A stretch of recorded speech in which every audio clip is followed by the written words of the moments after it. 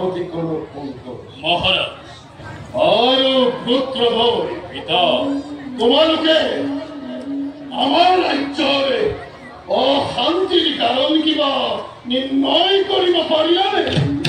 নাই মহাৰাজ অশেষ চেষ্টা কৰিও আমি সেই নিৰ্ধাৰণ কাৰ্য কৰিব নোৱাৰিলো মহাৰাজ স্বৰ্গৰ দেৱতা মৰ্ত্যৰ মানৱ আৰু পাতালৰ নাকখনৰ এনে কোনো শক্তি নাই যাৰ ফলত আমাৰ ৰাজ্যত অবিৰতভাৱে অঘটন ঘটিব লাগিছে।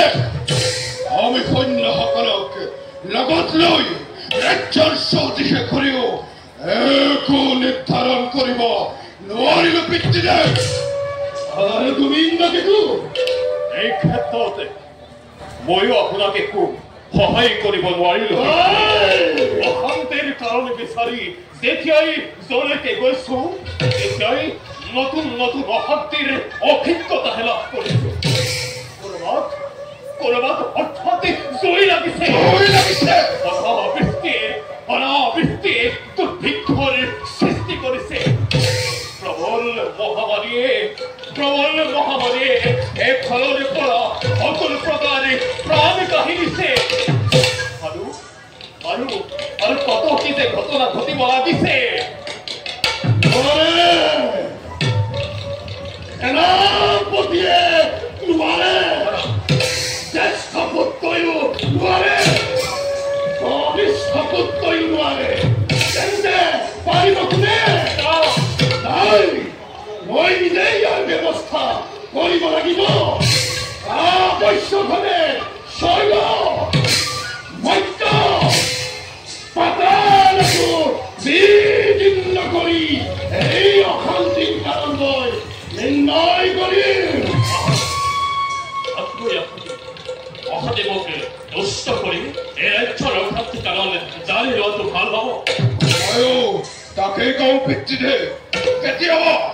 কেতিয়াবা যদি ত্ৰিভুৱন জয় কৰিব লগা হয় তেন্তে সেই কাম প্ৰথমে কৰিব এই সিংহকেতুৱে। এই সময়ত কি এই ইন্দ্ৰকেতু হাত সাৱটি বহি থাকিব? প্ৰচণ্ড বেগেৰে শত্ৰুৰ ওপৰতে জঁপিয়াই পৰিম।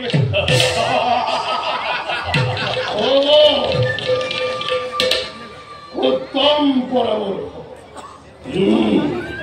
মই আজিয়ে পিতৃদেৱ মহাদেৱৰ কাষলৈ গৈ এবাৰ জানি ল'ম যে এই গজকেতু ৰাজ্যৰ লগত অশান্তিৰ সৃষ্টি কৰি কোনে মৃত্যুৰ সৈতে হেতালি খেলিছে।